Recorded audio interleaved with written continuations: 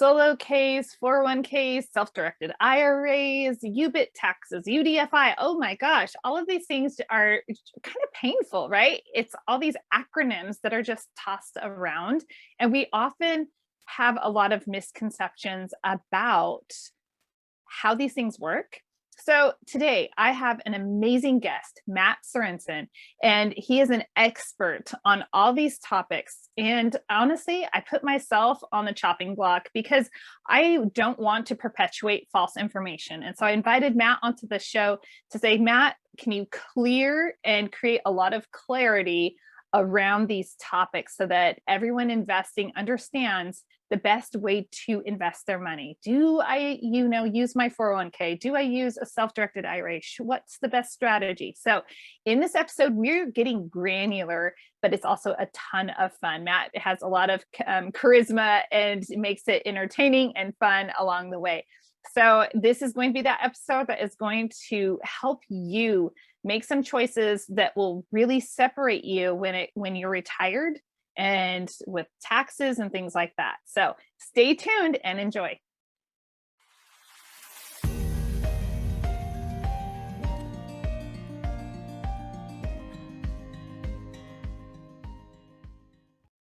Hey guys, welcome back to another episode of Ask Me How I Know. I'm so excited. Matt Sorensen, Matt with one T. It took me forever. Every time I'd search for you on social, I'd be like, one T, Jules. Yeah.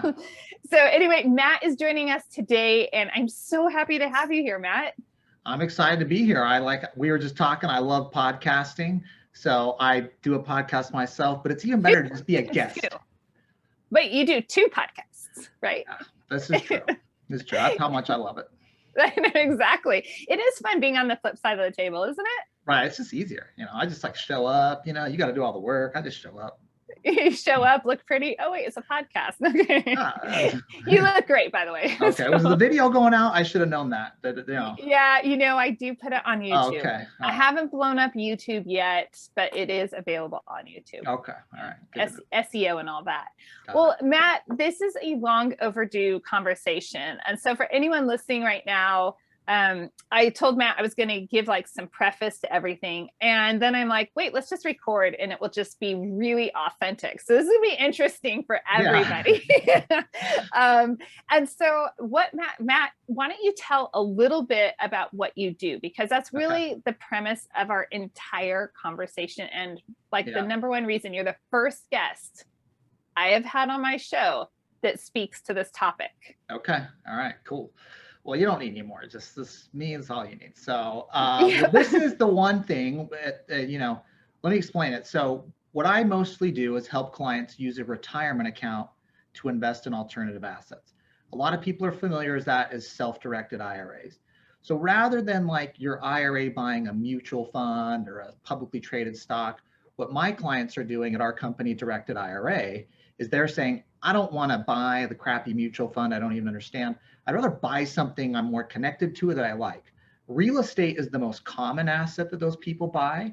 So they're buying I'm not talking like a REIT or anything like that. They're buying a single family rental. They're flipping a property. They're doing hard money lending with their retirement account to other real estate investors.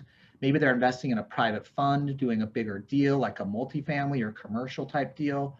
And we have other clients investing in startups and crypto and precious metals and all these other quote unquote alternative assets.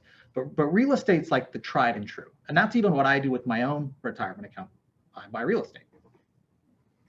And I think that's probably the way our worlds were connected. Yeah. Is that, there are people who, do the same thing you do with self-directed IRAs. They're not as awesome as you. Let's be real. I already know that. I might quote you on that. Yeah. Right, exactly. Can I get the little clip? Julie Holly says there's other people that do this, but they're not as awesome as me. I know. Well, I'll send you an audiogram of that. But a lot of people do that, but you really do. Our pool's mixed because of just that real estate connection. Yeah. So here's the thing. I'm going to throw myself under the bus, Matt. I have not had anyone on the show for self-directed IRAs because, and my audience already knows that if you've been listening for the last 130 episodes, I'm concerned about them. Yeah. I'm concerned about some of the liabilities compared to like a self-directed 401k. And I'm totally putting you on the spot. And I'm like, I think it's an honest conversation. I believe that I could have some misconceptions. And so everyone listening right now know that rather than holding on to misconceptions and saying, okay, well, I'm just going to continue in this belief, I would rather have a conversation about it and clear misconceptions, gain a deeper understanding, and make sure that anything that I am saying is accurate and true and serving everybody well. Yeah. So, I mean, a self-directed 401k, some people refer to a solo 401k. We do that too. I mean, a lot of our clients use that, but it doesn't work for everyone. Not everyone can have that. So 9 out of 10 people that are interested in buying real estate with retirement plan dollars have to use an IRA. And the solo K, and that has a lot of different words, frankly, it's oversold. And we have to break it down more than anything. I mean, I'm an attorney. I've been doing it for, almost 15 years now. I have the #1 book in the space. So like, I'm super knowledgeable about this. Outside of this, you don't want to know what I think about anything like sports or philosophy or, politics. It doesn't, it's going to be nonsense. I don't know. But like this, like I've really spent a lot of time doing this all day long. And for us, we just want to be the best fit for the client. So if it's like, we'll use a 401k, cool. We do that here. We have thousands of those. Use an IRA, use a health savings account, use a SEP IRA. I mean, kind of people got to get in where they fit in, and not everyone fits in a solo K. So the solo K proprietors will kind of say, you don't want to be, and I'm being honest. I'm like, I want this conversation with Matt, and I don't want to have anyone else for self-directed IRAs on the show because I'm like, I trust you. I know we're connected with a lot of the same people, and so I'm like, okay, Matt's going to shoot straight with me on this. And so what I always hear is, okay, well, if you go into the self-directed IRA space, this is from the solo 401ks, right? Then you're going to be hit with UBIT taxes, and you're going to have all these penalties, and you could be on the hook for, thousands of dollars. You invested $50,000 and now you're on the hook for this so much more. So can we get some better understanding? I'd rather go straight to the source. Yeah. So let me say, I was probably the first one making those points back in 2007. So we were really out fast on the solo K when it came around because it was a great fit. And there's like a few distinctions on a solo K that make it great for someone who's self-employed with no employees. So whenever we run into a client that's self-employed with no employees, I'm going to go over the differences because we're not talking over people like, I don't even know what the hell you guys are talking about. So I'll take a step back. But let me just say this, the solo K is awesome for people who are self-employed with no employees. Everyone else, it doesn't work. You can't even use it. You don't have the choice. So do you say, well, I just don't do anything. I'm just going to keep buying mutual funds with my IRA. No, I mean, like you might want to self-direct your IRA and we can talk about that. So let me take a step back and explain the difference between the two. Yep, let's do it. Okay. We're going to get in the weeds on this. This is good. I want the weeds. Granular. Right. Permission granted. Okay. All right. So a solo 401k is basically a 401k for one person. And now it might be a spouse, husband and wife, or a business partner that can work in it. But it's basically a 401k for someone who's self-employed. You have to have a business. And owning rental properties is not a business for qualifying under a 401k. So you have to have like an operating business. The most common client of ours would be a real estate agent. They're 1099, they're self-employed. They don't have any other employees. They can create their own 401k just for themselves. And so it's kind of like the Dunder Mifflin 401k, that Dwight and Pam and whoever, everybody got to play in that Dunder Mifflin 401k. They were employees of Dunder Mifflin. Well, when you're your own company, your own business, whether you're a sole proprietor or an S Corp or an LLC, doesn't matter. You can create your own solo K for you as the employee. All right. So the first distinction is solo Ks are not individually created. A business adopts them for the benefit of an employee. So Julie, if you have your own business with no employees, let's say you have an S Corp, you could say, I'm going to create a solo K just for me. I don't have any employees. Maybe if you got a spouse, your spouse could have an account in it too, or a business partner, they can have an account in it. but that's it. Now, if you're like, well, crap, I have a few employees, Matt, it's not going to work. You're going to have to do a regular 401k, which is a train wreck and a pain. I self-direct a 401k that we have with over 50 employees in it. Then I self-direct my account, but it's very hard to do that. I'm like committed to doing it. So that's the solo K. Okay, can I ask a couple questions? Yeah. One, why is it really hard to do that? To do that with employees? Well, like you're like, I'm committed, I can do that. Oh, it's a, I say that because I've had a lot of clients try to go down that path and everybody hates it. Here's the reason why. In a solo K, you just worry about yourself. And if you're the owner of that business and it's only for you, do whatever the heck you want. Go open a brokerage account at E-Trade and trade with it. Go buy real estate, go buy crypto, invest in a startup, whatever you want to do. You're the trustee of it and it's only your account. And there's all these retirement plan rules that don't apply to you because you're not dealing with employee funds. Once you add in employees, there's all these laws that apply on things you have to do. You have to offer readily available investments. So if you have an assistant that works for you that has zero interest in self-directing, but you have to offer them the 401k because you did it for yourself as the owner, all the laws now say, well, you got to basically allow them to buy mutual funds and stocks because they can't go buy a piece of real estate. So now you're offering this platform for them and then you're doing this for you, and it can get a little clunky. It's not that it can't be done. I'm just saying it's going to be like a $5,000 to $10,000 execution to get set up, and maybe about $5,000 a year to maintain, 3 to 5. So it's takes a little more work, possible, but a little more work. That makes a lot of sense. Now I have another question before we go transfer over to IRA world. And that would be, okay, Dunder Mifflin, which that was such a funny show. Yeah. Okay. Let's just go back to the fire scene with the, like everyone just go YouTube it. It's hilarious. Yeah. So, but all that to say, Dunder Mifflin employees, they have their 401k and then, one of them decides, hey, Dwight's like, I'm going to go and I'm going to control this on my own. And he decides, I'm going to roll this over. Yeah. How is that? So let's speak to that for a second. Okay. So what Dwight would have to do is he'd have to quit, So if he quit, and let's say he went and started Shroot Farms, just him, he had no employees, just Shroot Farms Inc., Dwight, 100% owner, no employees, he could create a solo K there. And then he could roll over the Dunder Mifflin 401k to it.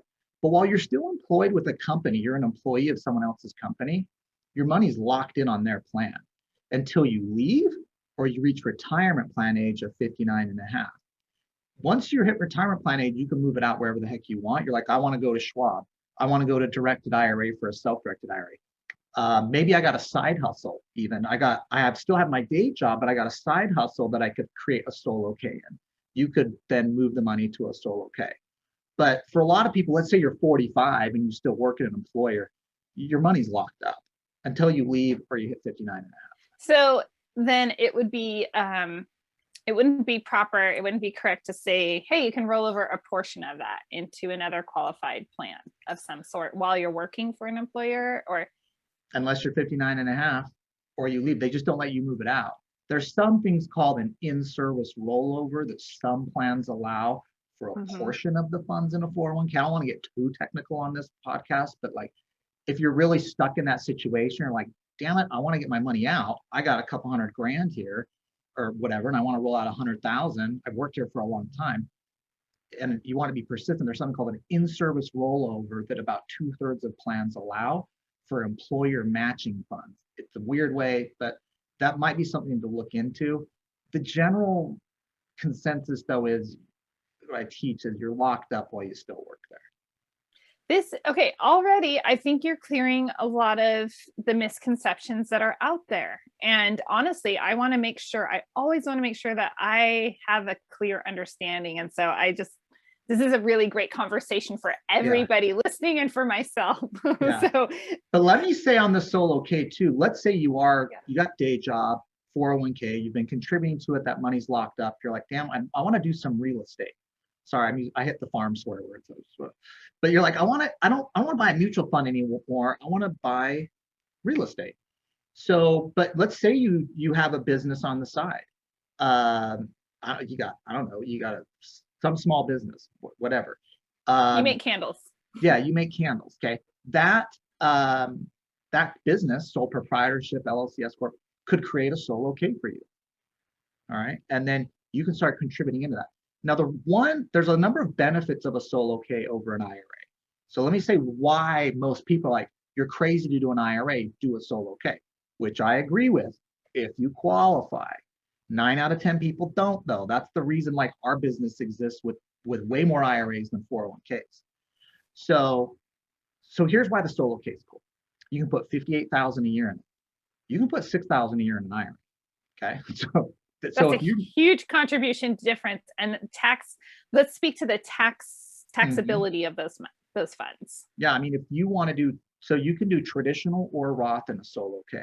So traditional means I put the money in, I get a tax deduction, which if you're like a high income person, you're chasing tax deductions. As a tax lawyer in my law firm, we're always like, when someone's calling us at the end of the year, like, I'm going to get crushed on taxes, what can I do? We're looking at, are you a business owner? What are your retirement accounts? Are you doing anything? And for the solopreneur, we're like, let's do a solo K. $58,000 tax deduction. It's a big one. That's beautiful. Now, if you do that, though, you did traditional dollars, your money's growing tax deferred, right? When you pull it out later at retirement, you are going to pay tax on the way out. And that's like all traditional 401ks at your day job or your traditional IRA you may have. You could also do Roth, though, in a solo K, where you get no tax deduction to put the money in, but it's going to grow and come out tax-free.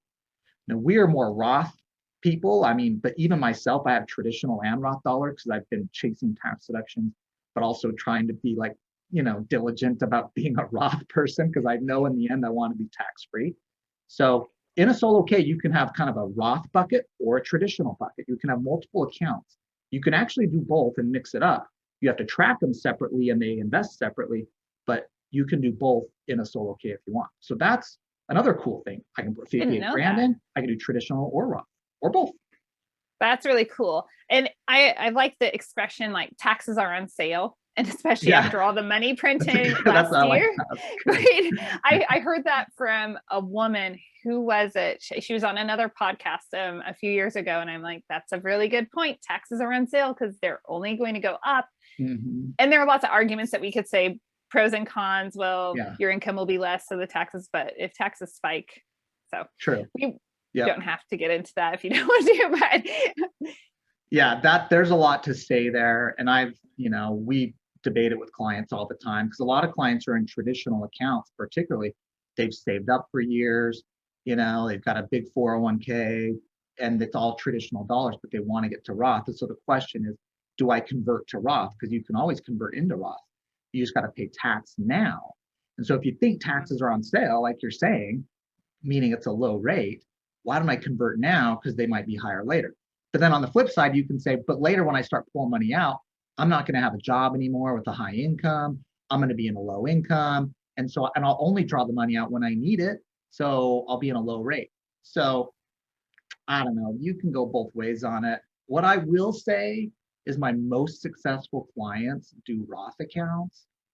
And I just kind of pay attention more to I have a client with a $300 million Roth IRA, and I have a lot of 10 million plus. And I'm like, how do you even do that? But I've just kind of paid attention to what the smart people are doing, and that's what they're doing. That's not, definitive, but if you're weighing all these options, I don't know, it's just kind of helpful to know. Right. Yes. Well, and also that crystal ball, like where are taxes going to go? Where is it? All of that. Yeah. Wild. Absolutely wild. Okay. Are we ready to flip the switch over? Yeah. Let me say one other thing about the solo K, because you mentioned at the beginning, actually. So there's a tax that can sometimes apply to a retirement account. And there's two varieties of it. There's one called UBIT or UBTI, and there's one called UDFI. And that stands for unrelated debt financed income. Now, UDFI is a version of UBIT, but I teach them separately because they apply in different ways. UBIT is basically retirement accounts, this is IRAs and 401ks together. What we know about retirement accounts, let's say I buy Facebook stock, for $100,000 and I sell it for $150, and I do it in my IRA or 401k.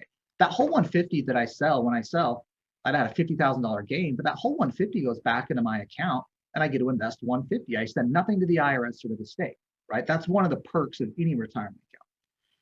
Well, real estate works the same way. If I bought a property for 100 grand, I sold it for 150, that whole 150 goes back to my retirement account. I pay no tax, right? And that's whether there's it's a single family, it doesn't matter. There's no tax. I get that whole 150 to go into the next deal. Don't got to do a 1031 exchange or anything like that. So that same tax deal works, of course, on other real estate deals, but it only works on investment income. See, retirement accounts, that tax deal Congress gave was for investment income.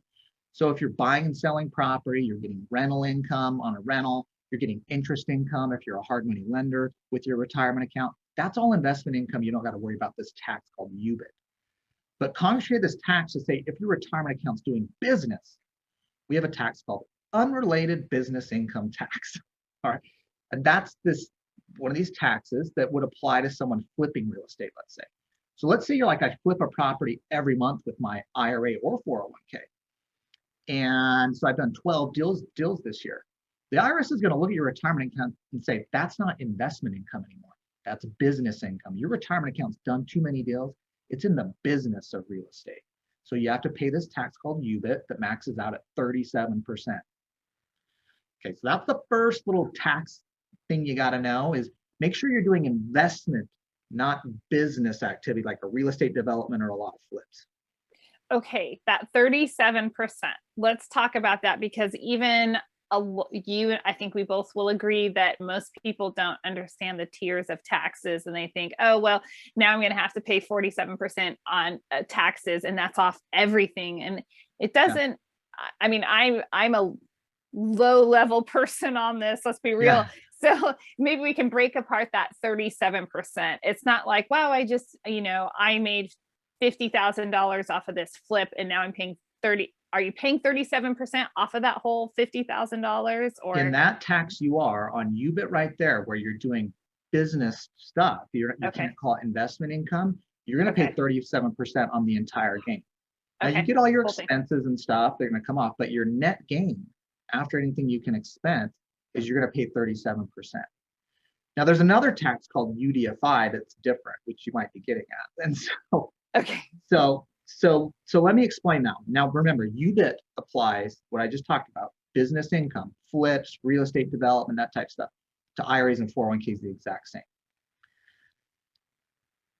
There's the other tax called UDFI, unrelated debt financed income. And I can't believe I know it's just like weird on a podcast. Like, what am I listening to? Oh my God. This is why I invited you on because I speak about 401ks and these things. And I'm like, this is one that I've been, as we get into the IRA element, like this is really good clarity and people need to understand this so that they can make the best financial choices and then call you. Yeah. So this other tax called the UDFI. Now this one applies even on your rental if you sell it and have gain or you have rental income, when you leverage the property with debt. So what the IRS is basically saying on this tax is, I'll just give an example. The hardest to describe it, you just got to see it in practice. Yep. Let's say I bought a property for 100 grand. So I can do math here, okay? Math problem. Let's say I put 40,000 down from an IRA. And the balance of that, the other 60,000, I got a loan. Now, when you use a retirement account, you have to get something called a non-recourse loan, a little tip there, that you don't guarantee. There's a lot of banks that offer those. There's more and more coming out. It's been a great little lending market. Okay, you put 40 grand down, bank loan 60 in, you buy a little single family rental. Let's say a year later or two, you sell it for a $10,000 gain. After everything you expense, you have a $10,000 gain. The IRS looks at that deal and they say, you know what? 40% of that deal was retirement account money. So 40% of the profits on that 10,000, 4,000 are going to go back to the retirement account. We don't assess tax on it because that was the retirement account's money. The other 60% of money in this deal, though, the retirement account didn't have the money for this. It borrowed it. We're going to make you pay tax on that. Just as if, like Julie, you and I went on a deal, you put in 40 grand from your IRA, and I came in and put 60,000 of personal funds in. Same thing. We make 10 grand, 4,000 goes to you. Your IRA doesn't pay tax. 6,000 goes to me. I got to pay tax. I'm just Matt Sorensen individual. And so they look at that the same when you bring in debt. It's not retirement account money. So your retirement account has to pay this tax on it called UDFI. So now on that 6,000, because that's 60% leverage, 6,000 would be subject to this tax. On a sale, you get capital gains rate of 20%. So I get 20% of 6,000, 1,200 bucks. So at the end of the day, in that deal, you would basically pay 1,200 bucks. You got a $10,000 gain. You get an effective tax rate of 12%. It's not too bad, but it's something that people need to know with an IRA. Now, the 401k crowd is all out there saying, yeah, but in a solo 401k, you're exempt from UDFI on leveraged real estate. I don't know, I don't, I'm not trying to take all the credit, but like I was freaking like one of the people out there that found that. And it's in my first edition of my book. And no one was selling solo Ks back then, like 2009 and 10, people weren't doing them. And so this is like one of these awesome little nuggets in the tax code that you can take advantage of if you're a solo K. You can leverage the heck out of your properties. Do creative financing on it with stellar financing, put like 5,000 bucks down and have a ton of debt on it and never have to worry about UDFI in a 401k like a solo K. IRA's got to pay it though. Okay, that is fantastic. That brings a lot of clarity to this.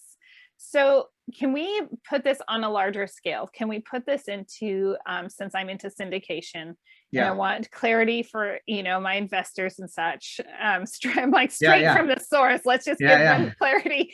Then they don't have to make a bunch of calls or anything. Or your phone's not ringing off the hook. I'll just be sending this out. No, but okay. So if somebody's in a syndication, and I've heard this put a lot of ways, and I don't want to just continually regurgitate things that I've heard from someone who's heard it. So this is why I'm like, let me ask Matt. So if somebody puts money into a syndication, let's just say it's a small syndication of, let's keep our numbers easy, $10,000 or 10 million. It's a $10 million syndication, right? And it's leveraged. Yeah. And someone's only putting in $100,000. The way it's been put to me is that, they're going to face the UDFI for the loan balance. And if they've only put in $100,000, but the loan balance is millions of dollars, they're going to be facing a tax consequence. Can you speak to that? Let's clear the air. Let's get clarity. So the fund, let's say, is just a partnership, right? It's going to do a 1065 partnership tax return to the IRS. And every investor gets a K1 for their share of profit or loss, right? And so, we got 10,000 clients invested in private funds. Many of them are real estate funds and they get a K1 every year. If the fund is leveraged, most of them are, they're using debt. It's the same analysis. You look at what is the fund leveraged. Let's say they're 70% leveraged and they've got 100,000 invested. It really doesn't matter how much they have invested. We're just going to take the leverage percent that the fund has, 70%, let's say, and it adjusts every year based on the debt they have. So sometimes the debt's paying down, So let's say you're 70%. If I'm an IRA investor in there, I'm going to have 70% of my gains will be subject to this UDFI tax. That could be rental income. It's usually not, because most of these private funds, while they may have cash flow, are spitting out a negative K1 because of depreciation and other expenses. So most investors invested in a fund don't ever have to worry about this in an IRA year to year, because there's no net income for tax purposes. It's a negative. And those negatives are carrying forward to when they sell also. So let's say you then later sell. Now this is when we see most clients with an IRA have to worry about this. Because now there's probably a large gain coming down the pipe. There's still debt, and there's likely still debt on the property. Let's say now that the debt is 60%, it's been paid down, now the property's selling. Let's say that person who put in 100 grand is going to they're going to double their money. They're getting 200 grand back. They're getting their 100,000 they put in and $100,000 gain on top of it. So now for them, it's 60% leveraged. So they're going to take 60% of their 100,000 gain, 60,000. And then they get capital gains rate again, which is 20% here. So now they're going to pay 12,000 bucks in tax. Now, for someone that put in 100 grand, doubled their money and had to pay 12,000 bucks, that was going to be in a crappy mutual fund anyways, not getting good returns, cash on cash, what most people should be looking at, it's a pretty good deal. And that's why a lot of people still use IRAs that can't do a solo K. Now, if you're self-employed and you're like, I can pick an IRA or I can pick a solo K, I'm going to ask, what are you going to invest in? I'm going to invest in a real estate deal with debt. Do a solo K. It's a no-brainer, obviously. Right. But not everyone can do a solo K, and not everyone's buying real estate with debt. A lot of IRA investors are buying with cash. They don't get debt on their properties. Now some of them, I think that's crazy. They could just, frankly, they could buy one property with cash, single family, or they could buy 3 with some debt. I mean, I just buy it with debt. The UDFI tax isn't that bad when you run the numbers down at the end of the day. But I don't know if that helps. So like, that helps so much. Okay. I'm like, oh, this tax stuff.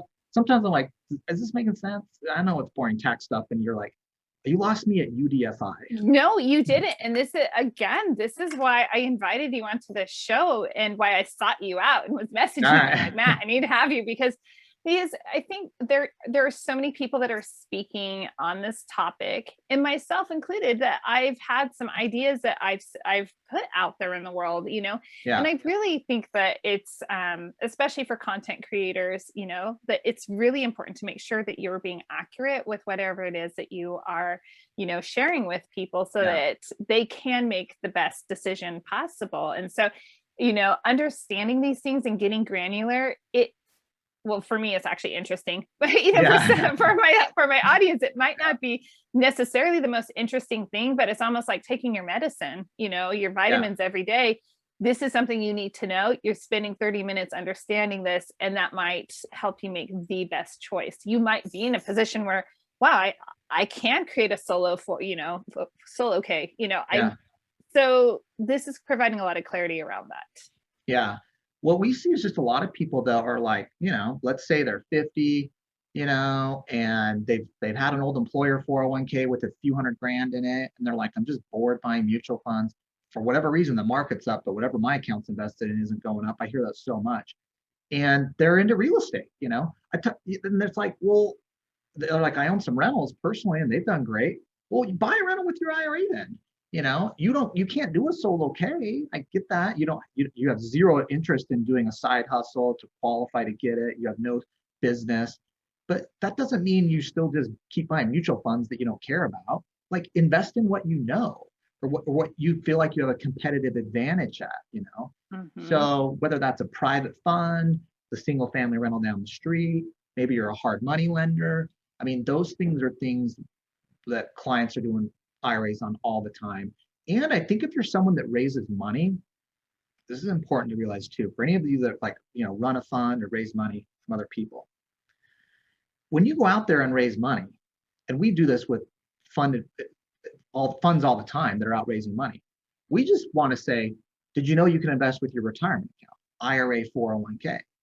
And a lot of people are like, I had no idea. And if you think of like the 10 people you might go talk to if you're starting from you have never raised money before ever, and you've got to raise money for a deal, it's more likely the people that have money in a retirement account to invest. If we're talking like $100,000 minimum investment, or maybe 50, a lot of the people are not going to have 50,000 sitting in cash or 100,000 in cash in a savings account ready to invest. They probably have an old IRA or 401k though. There's $30 trillion in retirement accounts in the US. It's the most investable piece of money, period.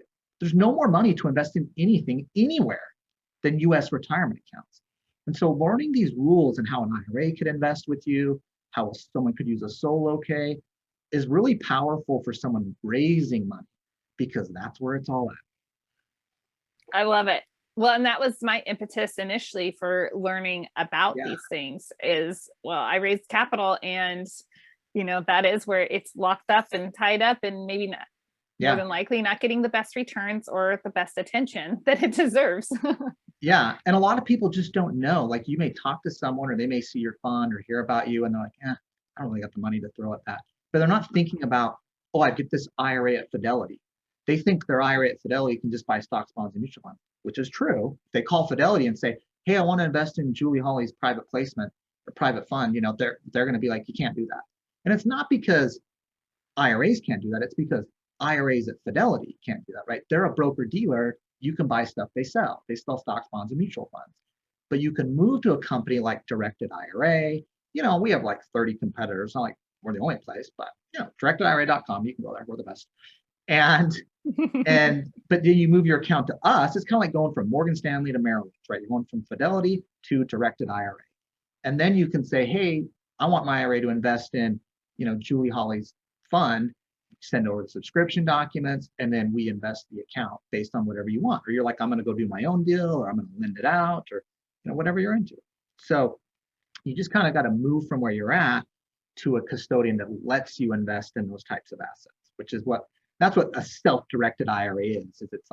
It's a provider of an account that lets you invest in any asset allowed by law. They don't restrict you to like brokerage products. I love it. Matt, this is phenomenal information.